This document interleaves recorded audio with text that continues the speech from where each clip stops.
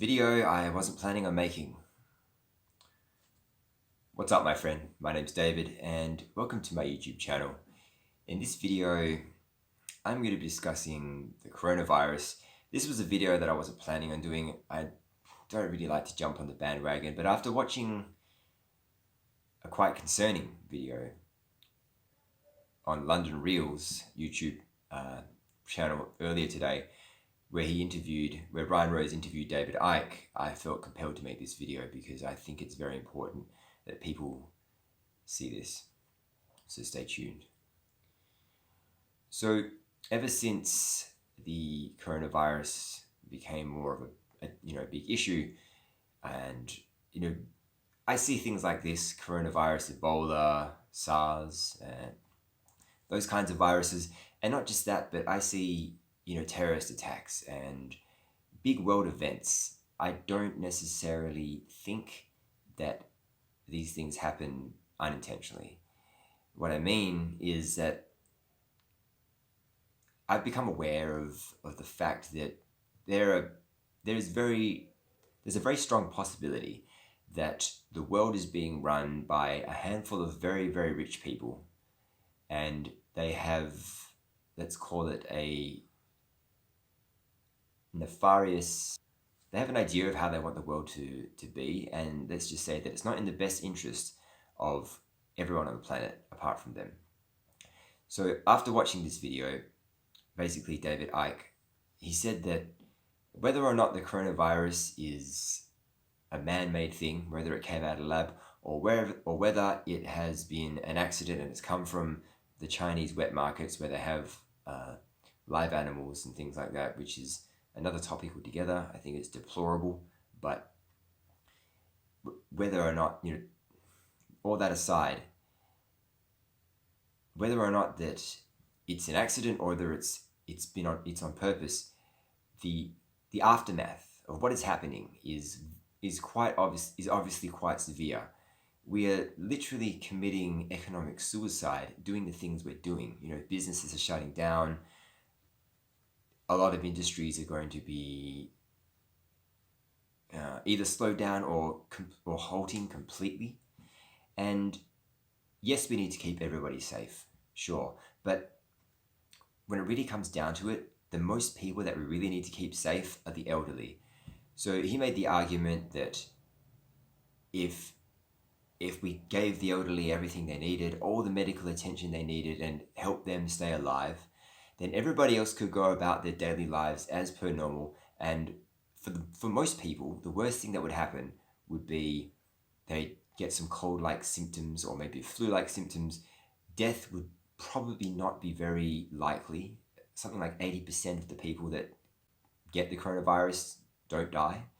And if you're young and healthy and your immune system is good, then it's quite likely that you'll survive. And you may not even experience symptoms.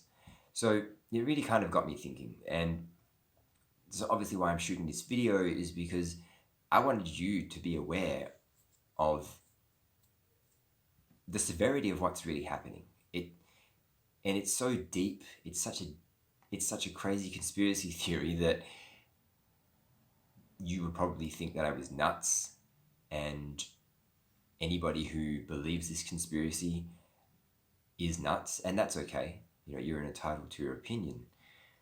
But David Icke's been researching this for the last 30 years, and he's concluded that what I mentioned earlier in this video, which is that there is a handful of people controlling this planet, orchestrating things like terrorist attacks and orchestrating wars, orchestrating perhaps virus outbreaks as well.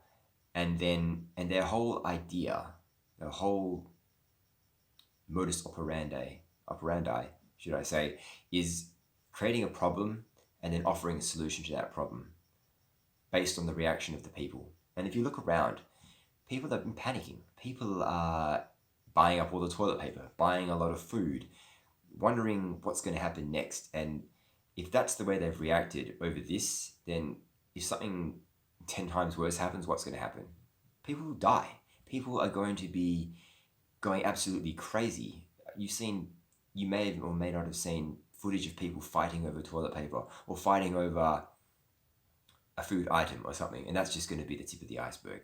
So essentially what David Icke's saying, and what I believe to be true because I've researched this over the last 3 or 4 years myself, is that the people, the powers that be, they want a one world government. They want to be in control. They want to... It's not about money. These people have enough money. They control a lot of the resources on the planet.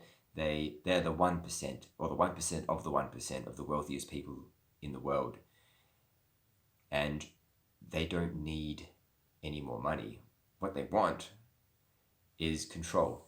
What they want is a cashless society where all your money is in your bank account and you're connected to your bank account. And if you don't toe the line, and this is already happening in China in some ways, if you don't toe the line, then you have a chip and they'll turn your chip off. You won't be able to buy food. And what you don't hear on the mainstream media is that these kinds of things are already happening in China. In China, there are certain people that have had strikes against their name. They haven't toed the line, and these people have been forbidden from traveling and things like that. So that's really where it starts. And what he's saying is that, in China they have video cameras that can identify you within a split second, and that's how they've been able to, I think, control the virus as well as they have. But if these kinds of things come to the West, then you will know that what he's saying is true. And look, I hope he's wrong. I hope I'm wrong as well, because nothing is going to be worse than living in a society where you don't have any freedom. And if you think about it, like after 9/11, a lot of our freedoms were taken away. We weren't allowed to, airport security, for instance, went through the roof after 9/11, and so it should have. But that's just where things begin. And, even though 9/11 was a long time ago, it was like 19 years ago now, things aren't necessarily still the same. The war on terror is still going on. There's terrorist attacks every now and then, and the war on terror is still happening in the Middle East. But why? Like they found Osama bin Laden, didn't they? They supposedly shot him. I don't believe that, but they apparently did. And so shouldn't the war on terror be over? Of course not, because there are plenty of other terrorists too. But that's exactly my point. The aftermath of what's going to happen now is if the economy, or when the economy, should I say, recovers from what's happening, is that things won't necessarily be the same. And I think what David Icke is saying in the year 2030, that's when things are really going to change. For some reason, this year 2030 keeps coming up. Now, he's going to explain it a lot better than I have. I'm going to leave a link down below in the description to the video because I think it's definitely worth watching. You make your own opinion, but this is something that I really felt compelled to put out because more people need to be aware of this. Most people are oblivious to what happens in the world. And with that, I'm going to leave you.